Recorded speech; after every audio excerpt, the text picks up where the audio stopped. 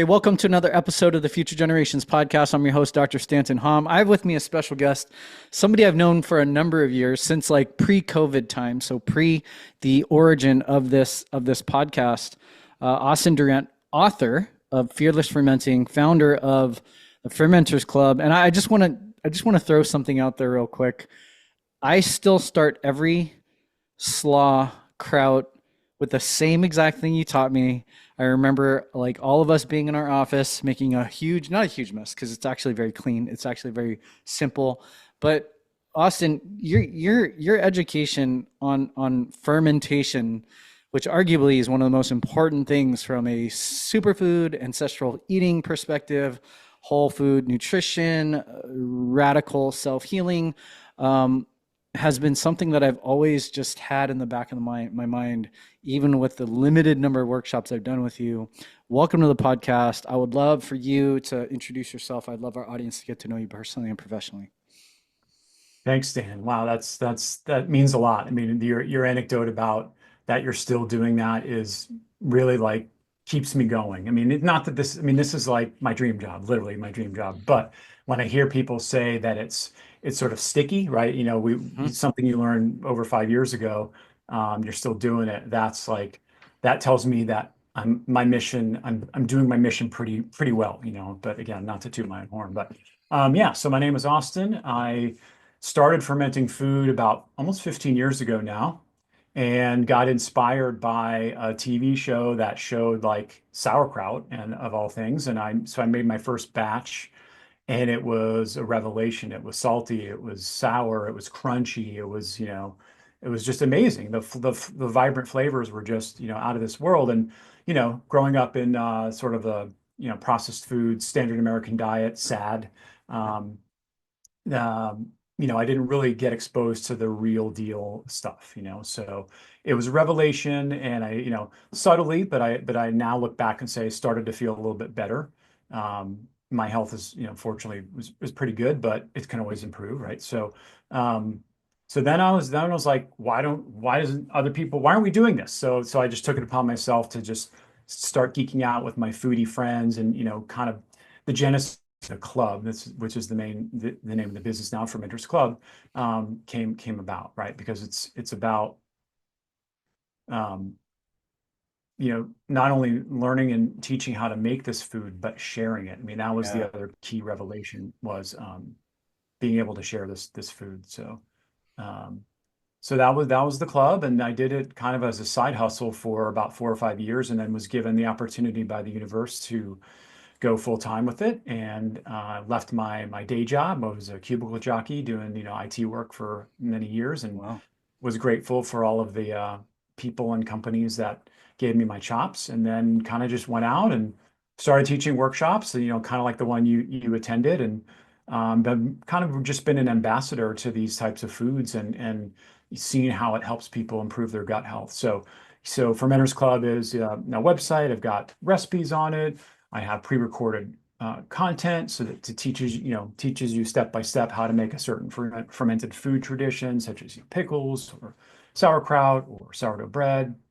And then, of course, the hands-on workshops, which are really, very fulfilling in lots of ways, right? I get to show people a full sensory experience about, kimchi, for example. So we're entering into the fall season. So kimchi is now traditionally it's when it's made. So we would all get together. I teach you, why fermented foods are so good for you. Um, you get to taste a flight of different, flavors that are already made, and then we all make something together. So it's really sort of recapitulating the process that our ancestors did, which was to make and share food together. And then, of course, you get to enjoy it over the length of time you have it. So that's the workshops. And then, yeah, I'm most excited about a book that I've been working on for about 4 years. It's sort of I call it like a textbook meets cookbook. So it's full on cookbook, about almost 80 recipes, but it also teaches you about what we Wow. go over in my class, which is the origins of fermented foods, um, the tools and equipment that you need, and that sort of thing. So long-winded intro, but that just launched this month, so I'm very excited to share it with the world, and yeah, that's the journey continues. Congratulations, Austin. I think it's a big deal to author a book at all. But then to kind of know someone's origin story, and I did not know that you're an IT guy. I didn't know that you're a cubicle jockey, and then to kind of have this opportunity to maybe express more of your maybe your purpose in life and your inborn potential. That's something that actually this podcast is really about as well. It's like you start to recognize that as the world kind of got so crazy and polarized and divided and shut down and isolated, um, there was this moment where you started to question whether community was ever going to be able to kind of return. And then you start to recognize that, yeah, you could eat all the superfoods. You could eat every bit of, all the biohacking and all the things that they subscribe to that helps your body heal optimally. But if you're not doing it in community, and if you're not actually, potentially building relationships, then there's going to be an inherent deficiency of your life that's going to break down at some point. And so I think the model that you have is such an amazing thing. And I would love to hear maybe a little bit more about the book, if you don't mind sharing that. Oh, I lost you. There you go. Hear me? All right. I muted it. My excuse me, my elderly cat is crying out for attention. So Okay. it's not a baby, it's a cat, but he does a good baby impression. But Cool. so I want to acknowledge, I mean, obviously you get what community is. I mean, back when stuff was going down in 2020, 2021, like you were right there at the forefront. And man, that was such a soul fulfilling an event that you produced or co-produced, where people could gather, like, and I joke about it now, and even back then I'm like, we're partying like it's 2019. It was that kind of like where it was just like, okay, there are people that are my community and our community. And admittedly, I think anybody, regardless of your beliefs about um, the COVID stuff, shuffled the deck socially for everybody. And so, fortunately, I had already known you for before that. So I was just so utterly impressed just to see that level of courage and heroism, man. That's like, I just have to acknowledge that, because I mean, I already appreciated what you were doing. You were on your path, and your niche of helping families and children through chiropractic was awesome. But then to see you step up to that level, faced with this, this abject stuff that was thrown at us, was just utterly inspiring. So for the fact that you acknowledge that I can help create community is a high honor. So thank you. Well, I Thank you appreciate for that, doing that. Austin. Because it's mostly hindsight's 2020, right? And as I look back, or as I look forward and think about, say, when we do our next thing, right? Because who knows what's going to happen? We just had an election. We just had, maybe one of the most like controversial like elections, except for 2020. And then now, you know, so much could happen between now and the inauguration day. You never know, Right, right? And right. the point is, what it's going to come down to, like when we do our next thing, is like, oh wow, we could have Austin, right? We could have people that are literally like an arm of an event that is all about what is the skill set, what is the new knowledge that you need, what is the new community that you need to help people land in a place that's not just about, oh, let's wake up to all the tyrannical stuff and all the craziness, but like, what do we then do? Where do we funnel that energy into? And it's people like you that have that vehicle, right? And I'll tell you, like, as soon as because maybe this is a little bit of a spoiler, we have an event, you're hosting a workshop in our office, a sourdough workshop, which arguably the things that we hear about, most people don't like truly think about sourdough as this, like a classification of fermentation as it might be with kombucha or with yogurt or with, kefir or all the different things, and then you recognize that and people are like, oh, I really want to know that. Like that's one thing that I really, really want to know. And then another vehicle, right? Another vehicle for people to build community, to be healthier, to restore microbiome, and then actually like have a new opportunity to grow that next arm of whenever that next shuffling does happen, right? So Yeah. I appreciate you sharing that. Why a book? Yeah. So I love, I'll always get the most joy and fulfillment, doing sort of one-on-one or the small class format, in terms of, um, teaching people. However, there's only one of me, and until we invent or uncover secret tech that, lets you transport instantly and or really safe jetpacks, and I can travel to France and come back, for dinner. I'm not going to be able to do it all, so a book Right. is sort of the sort of the next way to scale, right? So of course we've got the web and YouTube and all those things that of course lets us scale, even galactically, but um, a book is something because it's a cookbook, it's visceral, it's physical, and people need to feel confident and comfortable doing it. And so that was as I started doing these workshops, and the themes and the patterns that I started noticing with the students was they were a little bit, had a little bit of like trepidation about it. Like, oh, am I going to give my family botulism, or, am I going to make something that's disgusting? And so that was where the alliterative term "fearless fermenting" came in. It's like, actually, Oh, it's cool. fairly straightforward, but that was sort of the number one. I wouldn't call it an objection, because these people were still willing to take that step and come to a class and learn. So that's where the book title just sort of was already there years before I even wrote it. It's like, I just want to demonstrate that this can be fearless. So that's kind of where the title of the book came in. And then in 2020, late 2020, I've been noodling with the idea about it, and I had some peers who had written a book, and what they had done was, they had already had a lot of content on their blog or on their website, and they were, the thought was, oh, we'll just transfer it over to a book, a copy paste. So I'm like, I've got 100 recipes. Let me do that same thing. And so Wow. tried to do that. Turns out it doesn't work. Like, I mean, a blog, is a single bite-sized snippet of a recipe. So taking a book and assembling it, I mean, it was certainly better than starting with no pages, but it was essentially a total rewrite. So it just became, just a bigger effort than I was anticipating. But a very, very worthy effort. And just series of events happened. My mother passed in late 2020, and it was just the way that things worked out, was like, I kind of learned that I needed this was something I needed to create. So that was the genesis in 2021, and then just struggled with it a lot. I mean, any first time author will tell you, you have all of the feelings of, inferiority, because it's not like I'm breaking new ground here.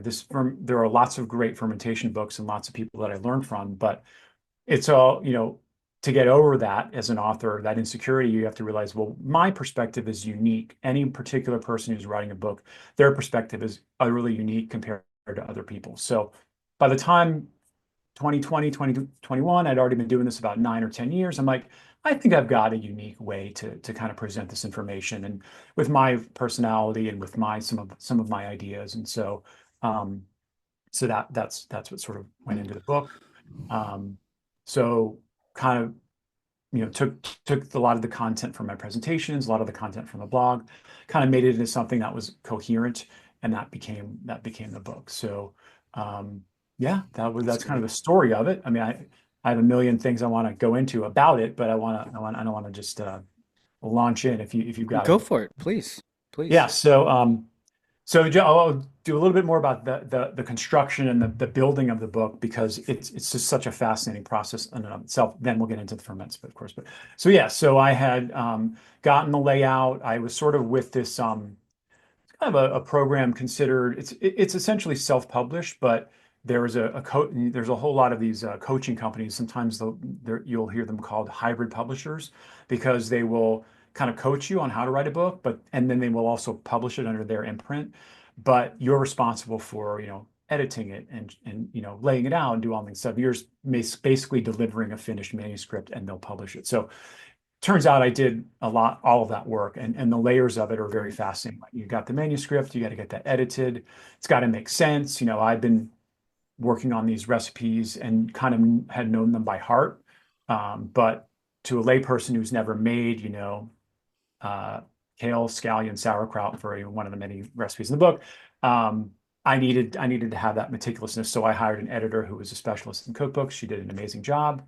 So that's one layer. You get the editing done. Then, if you want to make the book look good, because cookbooks are when they're done properly, they're beautiful. Hmm. You have to get an interior designer and then sort of discuss with them what your vision of the layout is, the Wow. fonts, that sort of stuff. So that's another layer. And then the cover designer is a whole other person. Could be the same as the interior designer. And then, of course, the photography. So I had an amazing local photographer, food photographer, who I had known just through working with them in the previous years. This was kind of like the final part, was the interior was done, the cover was done, but we needed the photo. So 3 days was right around Christmas of last year. Everybody was available, and I just made all the recipes that you see in the book in like a 2 or 3 day period. We Wow. shot them all in 3 days, and they came out just beautifully. So, Wow. so all that goes together. Then we bring the content or the photos back into the interior, and she's able to do her thing. And so, 4 years later, out pops a book, and then it's about getting it up and sharing it with the world. So that's kind of the quick and dirty journey. Whenever I hear somebody talking about that they want to write a book, I kind of want to jump in and say, well, let me help you, because I made these mistakes, and of course, every first time author will probably have similar stories. But Wow. so that was like the book making process, and then yeah, so the books are here. They're up on Amazon. You can get hardcover versions from my website. We can, show all those details in the show notes. But That's so cool. so that's the story of making the book. Tell me about the tour so far. Yeah, so not quite sure when the first shipment of books would arrive, because again, I decided to go ahead and get them printed um, overseas on my own, because there's a substantial cost savings, and the work they did was just stellar. I mean, I Hmm. can't wait for you and other people to see the book. It's just a beautiful book, high quality. Um, um, Sorry, I totally forgot your question. Oh, just how the tour. The tour, yes. So the idea was, we'll go on tour. So I went back to the well, I got a chance to speak for the second time at the Weston A. Price Foundation's Wise Traditions Conference. And this year it was held in Orlando just a few weeks ago. And I grew up in Florida, so it was special to be able to get back to our people, the Weston A. Price Foundation, and then but to also be close to my family of origin. So I got to visit my hometown, which is the Very Tampa cool. Bay area. The Tampa Bay area. So I grew up in St. Petersburg, and so it was cool to visit with family. And then went to the conference in Orlando, came back, and then that's kind of where I launched my tour. So I did uh, a a workshop, a hands-on workshop, and a book signing at a bookstore in my hometown. And Awesome. then from there, I went up to Tennessee and did something similar in sort of Eastern Tennessee, in Chattanooga. And then just sort of yeah, so it was an abridged tour. I had originally wanted to do more cities in the Southeast, which I will get back to in the spring. I mean, there was Atlanta and Asheville, of course, with the uh, events that happen with them. They're rebuilding, so whenever that makes sense, of course. But and just be in that part of the country, Nashville too, Tennessee, and then eventually, get back around. Who knows where this is going to take me? This is a big, wide open thing. Yeah. So for the rest of the year, and probably through the winter, I'll be because I'm based here with you in San Diego. I'll probably be doing like a Southern California tour, perhaps even Northern California, and just to get the word out. So yeah, that was the tour. And yeah, when I have now that I know kind of what I know, I'll be able to do a longer range plan for the rest of the U.S. and or abroad. That's awesome. The I'm always interested in your lens, right? Like through the particular lens of writing a book and through your experience with the club, What would you say, just from a human perspective, are some of the biggest challenges we face today? Mm, okay, zooming out. Okay. Hmm. Um, yeah, we got, yeah, I mean, I know that you and I are very lockstep in a lot of stuff. And I would say that, and thank goodness for Robert F. Kennedy Jr. I mean, he's kind of very powerful, comes from a dynastic family, and he's speaking, I think, a lot of truth around the fact that without health, there's nothing. And so I would say my small contribution to that is also to help people remember that our bodies are beautiful healing machines and growing machines, which is somewhat against the narrative of our current allopathic regime. So I think human health, people's health, is probably um, the most important because without health, there's nothing. Yeah. It's I've said for a lot of years, and it's all the things that we've been training in our model of chiropractic is that your life potential is based upon your health potential, right? And we're born essentially through this infinitely wise process that somehow we get brainwashed into thinking does not exist after birth, Mm. and at the same time, it's like I don't think we quite know. Well, I would say Weston Price. I would say Weston Price Foundation, and a lot of those organizations that focus on ancestral perspectives, especially hunter gatherers, fisher tribes, things like that. I don't know if you've ever crossed paths with Mary Ruddick.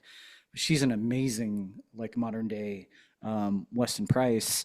And I love talking to her because it's always like, okay, I think I know where the top bar of human potential is. And then I speak to her and it's like, ooh, she raises it because in these pure societies that are always doing the things that sufficiently our nervous systems are expecting from our choices in our environment, there's an expression of a more full potential that most modern humans don't know about. And so I appreciate that answer because at the end of the day, what are we without our health, you know?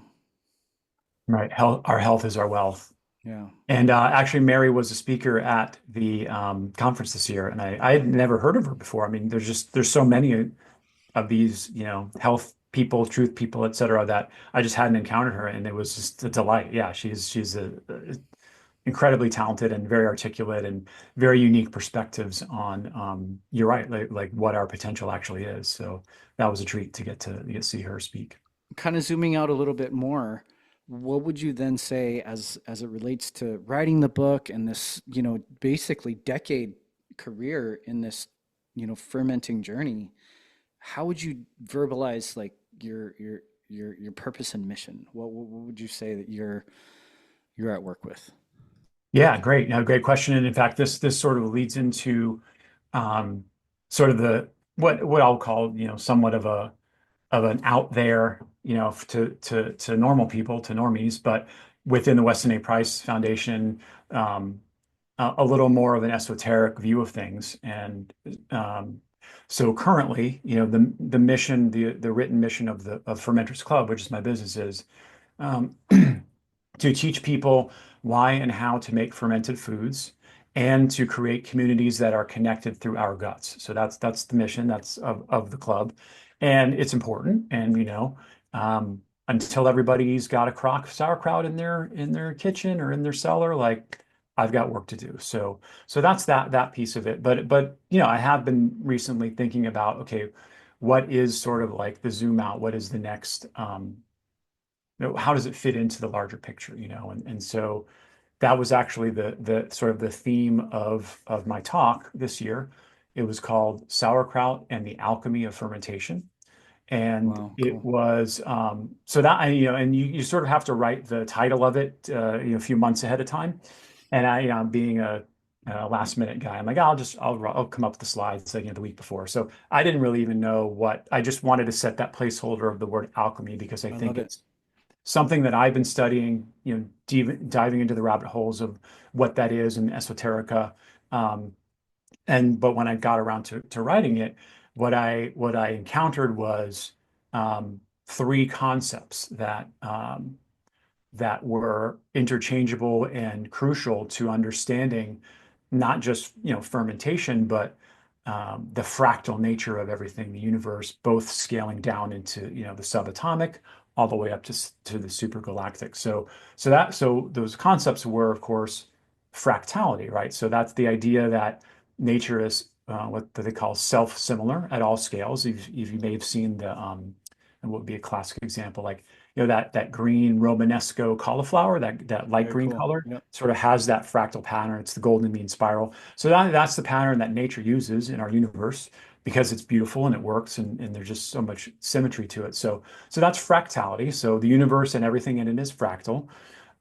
It's also symbiotic, right? So everything, symbiosis to me means the deep interdependence between members of something, of a system, of an ecosystem, of a neighborhood, of a galaxy. So nature is completely symbiotic.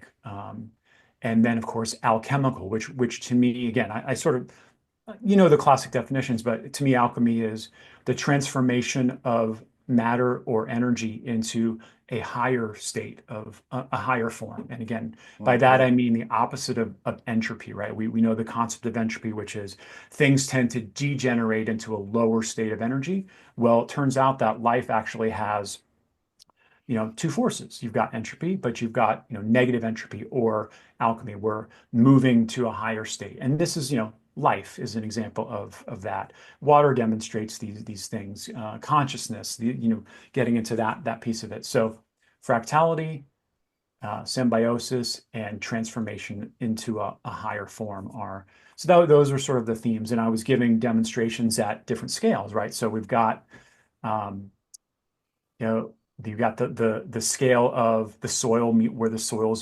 microbiome, right? This where the soil meets the earth, where it's the crust of the earth, and that is fractal. It's alchemical because these microbes are mining materials for the plants that they feed, and the plants are then eating the microbes. They're spitting them back out. The microbes are going back and doing mining. I mean, it's so deep symbiotic relationships that are alchemical, and so that's the soil and that's the plants interacting with the soil. And then, of course, we come along and say, "Oh, that plant looks tasty. Let me pick that out." So we pick up the cabbage. The microbiome is still rich even after we harvest the plant. And then what do? We go and put it into a jar. We chop it up, and we basically continue the alchemical process that the microbes were about to do on the plant in their own native habitat, and they're just doing that in the jar, and that's what we call fermentation. So fermentation is a form of alchemy in that way. I mean, we're curating an environment in which these microbes are just doing what they do, and so it's alchemical. It's symbiotic because these microbes are basically creating all these byproducts. They're creating lactic acid, other organic acids, amino acids, um, vitamins, antioxidants, short chain fatty acids. These are just the microbes doing what they do. That's their thing. And their output, their waste products are our input. So again, deep symbiosis. So humans are really good at, working at different scales, right? Because you've got your soil to, microbiome, plants to soil, man to plant, and then man to microbe. So we sort of like do this extra little loop-de-loop. But then beyond that, so that was where I kind of stopped, just to see if I didn't lose the audience. And then, oh, by the way, let's talk about sauerkraut. So we started to go into that of it, and then I think if anybody was lost, we brought them back down to earth and we're like, hey, good.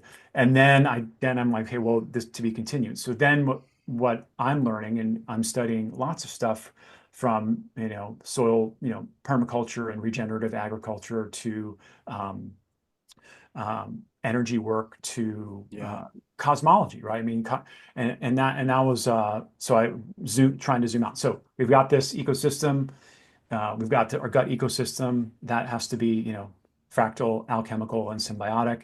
And then when we zoom out, we look at Earth as an organism. I mean, everything in the universe, I believe, has its own consciousness, and the Earth is no exception.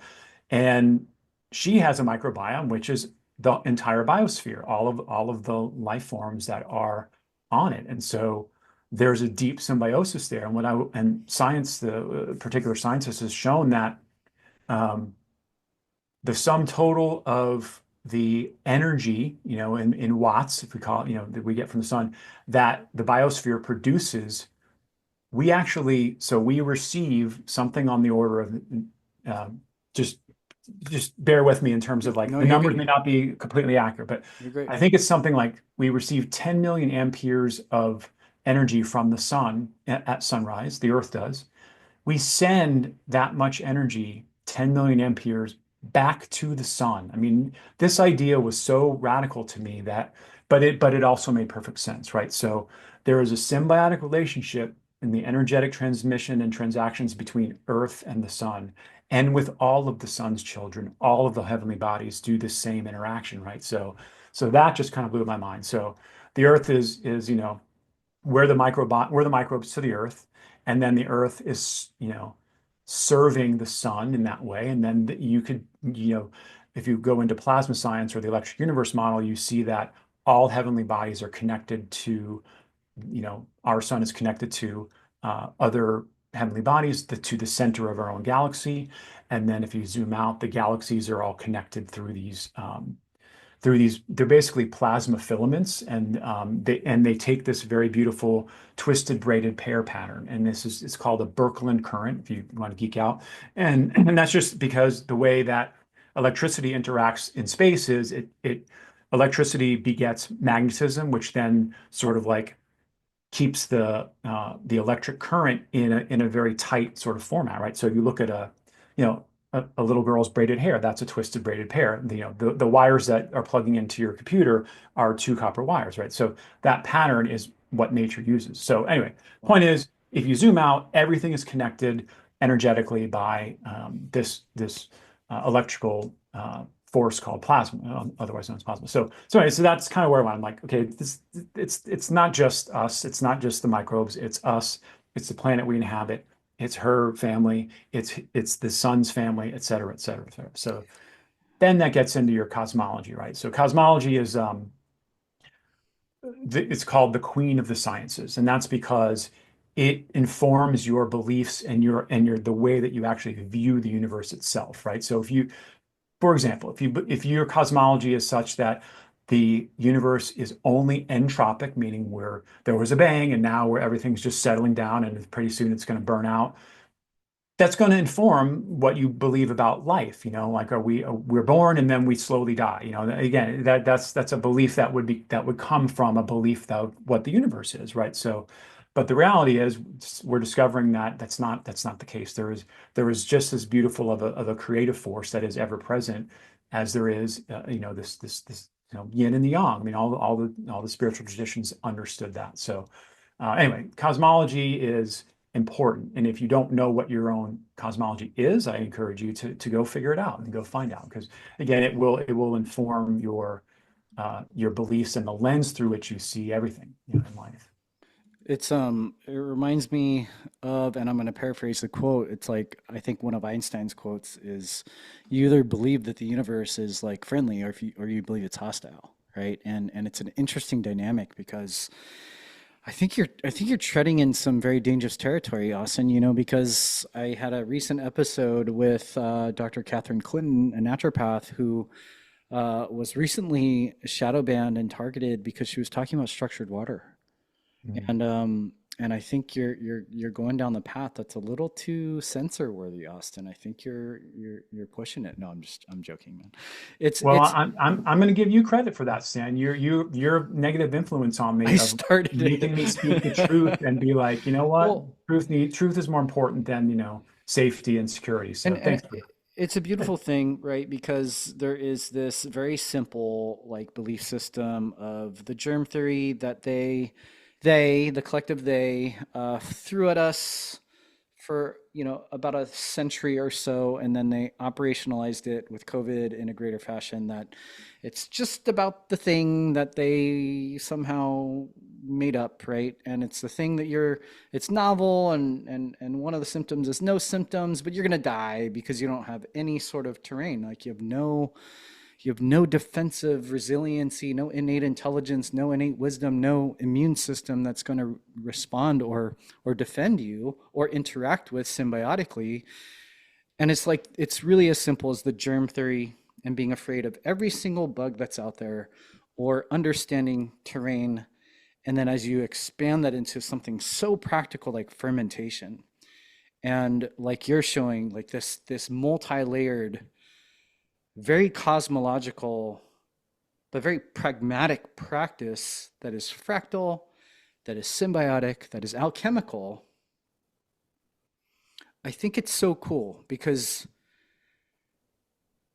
when I took your workshop, I was so pumped that I take a little bit of salt and you chop up the cabbage and you just drop a little salt in, and then it starts to just perspire. I don't know what the right word is, right? After a while, you're just like, whoa, right? And that's the step that is like literally my favorite step.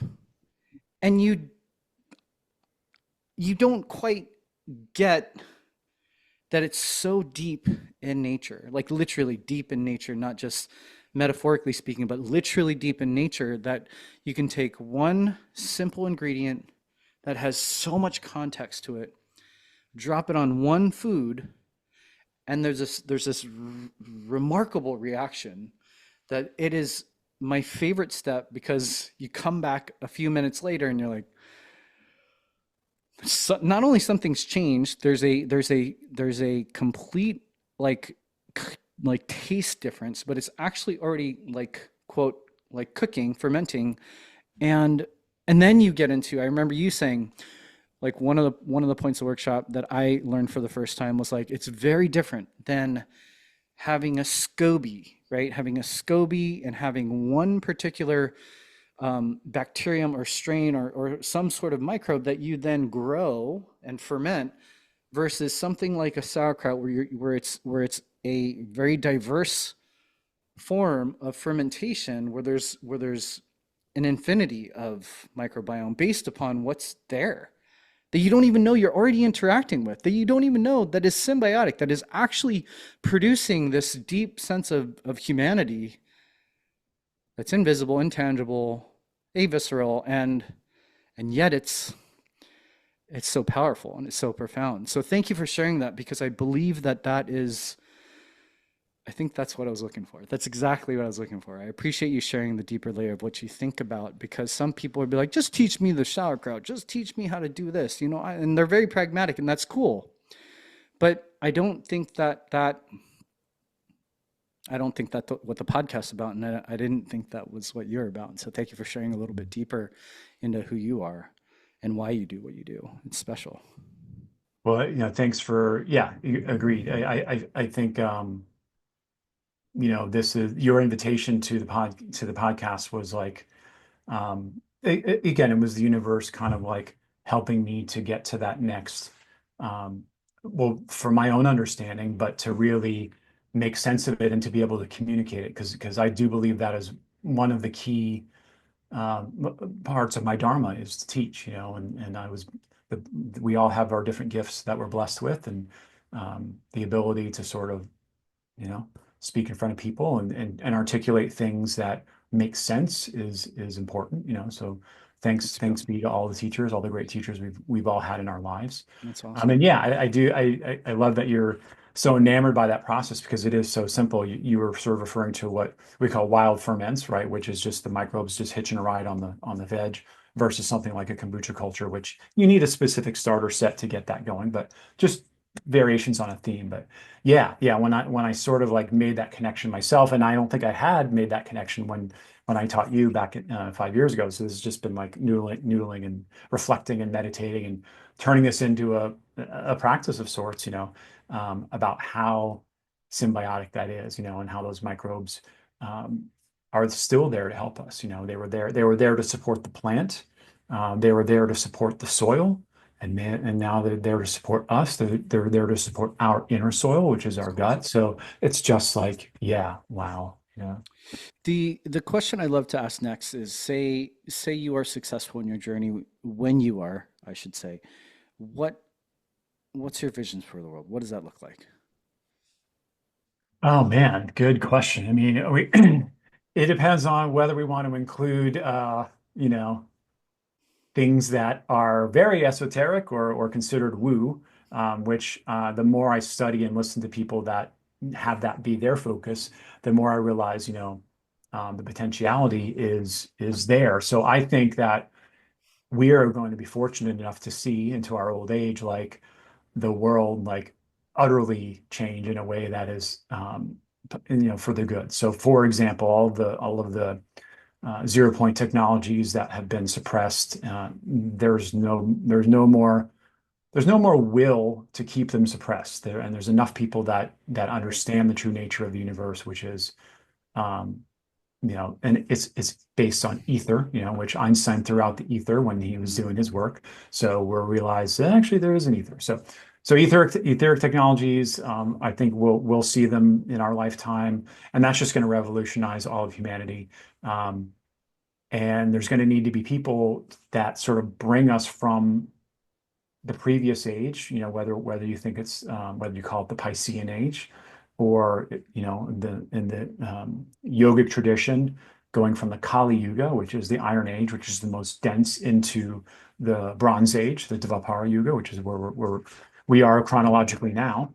Um, it's exciting. It's exciting that we all chose to live at this time, because the old guard is dying, and it's up to us to bring in the new guard. So whether that is just something as straightforward as, unlearning all of the things we were taught about, food preservation, or reading, reading things on a box, or convenience. I mean, just shifting all of that, because it's a very small blip chronologically in human history, right? I mean, we were only brainwashed in the last, 70, 80, 90 years with tech. So it'll be relatively easy to get back to a more natural state, but also a lot of hard work. So I see that role, whether it's continuing to teach, or just being an ambassador to like a cosmology that's like, you know, life is actually very beautiful and supportive. And yes, death exists. It's not to be a joy bunny, and to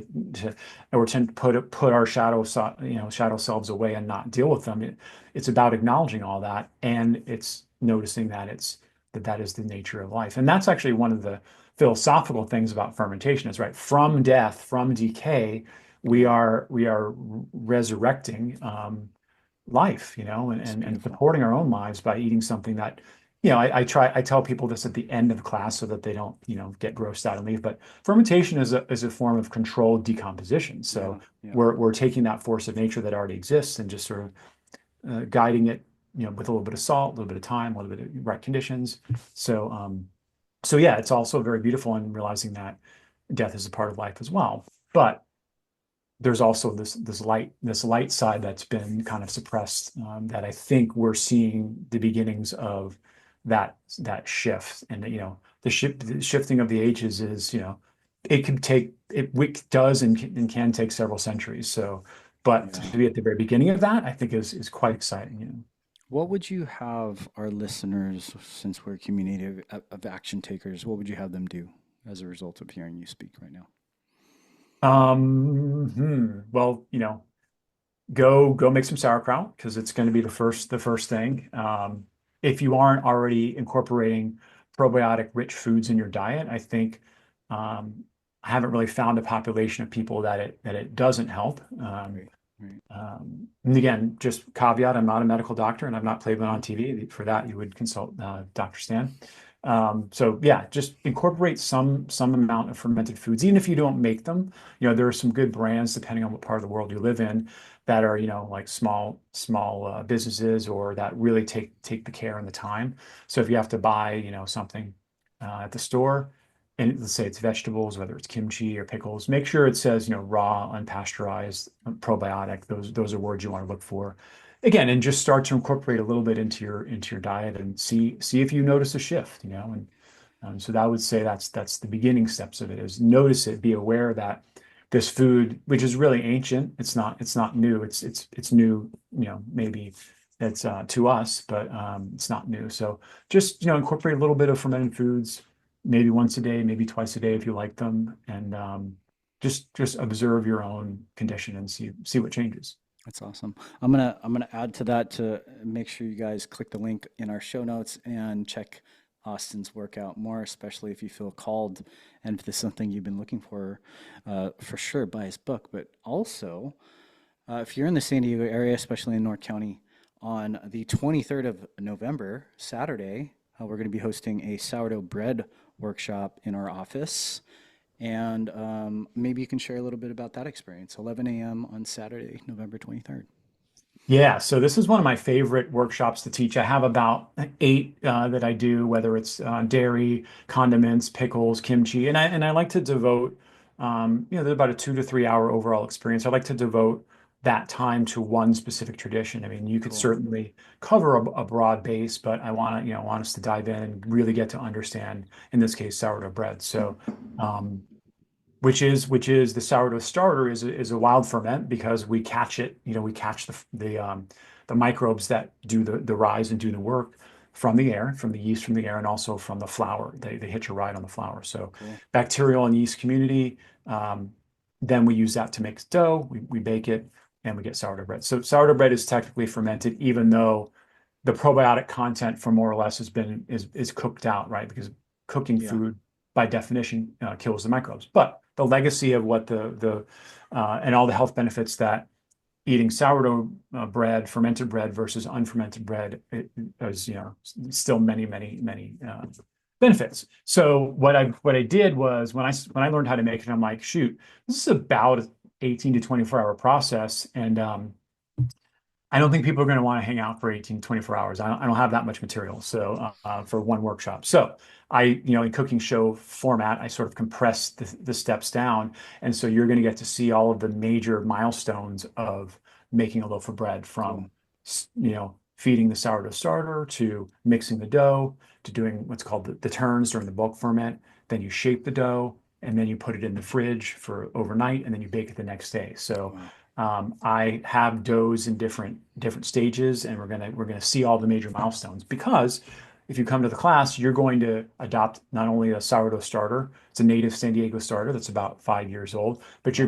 we're gonna make a loaf together in class using Cool. organic Beautiful. flour. So you will curate that. You're gonna take that loaf home and shape it, and then bake it the next day. So That's awesome. it's pretty popular. People love it. And I always say, send me pictures of your dough or your bread, because I want to see what it looks like, the next day. So, That's because awesome, man. yeah, Awesome. Austin, how do people find you? yeah. So easiest way, fermentersclub.com. You can also, on social media in Facebook and Instagram as well, under that name. And if you want to go right to my new book called Fearless Fermenting, you can also go to fearlessfermenting.com. I also have a YouTube channel. It needs a little bit of polishing, but there's some good content on there. And I also do offer, if you're not in the San Diego area, self-paced online courses through what I call Fermenters Club Academy. And you can find that also at fermentersclub.com, the links to that. Yeah, and then the books just come out. I just literally got it the other day, the major copies, and That's awesome, I man. I love it. I can't wait to give you a Awesome. copy, Stan. So, Austin, I just wanted to thank you. I think that I just remember reconnecting after, the whole kind of COVID experience was exposing itself. I remember just having that moment just because you didn't know. You didn't know who was where and what was up and what was down. And it was, and then like you said, like it takes a lot to like kind of to create something. And then you don't even know who comes to those events.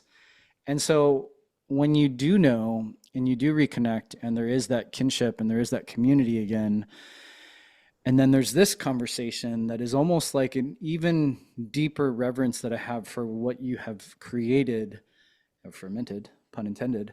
Um, I think it's such a powerful thing because when the world is divided and you get that community shakeup and you start to see the dust settling, and then all of a sudden you're like, whoa, like it's a really interesting thing. We just had an experience at my kiddo's homeschool where just post the election, and there's like again that whole like the whispering, right? The whispering of like, I can't really celebrate about what I think about the election because of what people think, right? And the reality is, in that setting, there's probably a ton of people that actually believe what that person believes, but there is this social fear Mm. that two people who actually believe the same things might not share that they believe the same things out of that fear and trepidation. And then you don't realize that what's on the other side of bravery is often, multifactorial. But when there is that potential relationship or that deeper bond,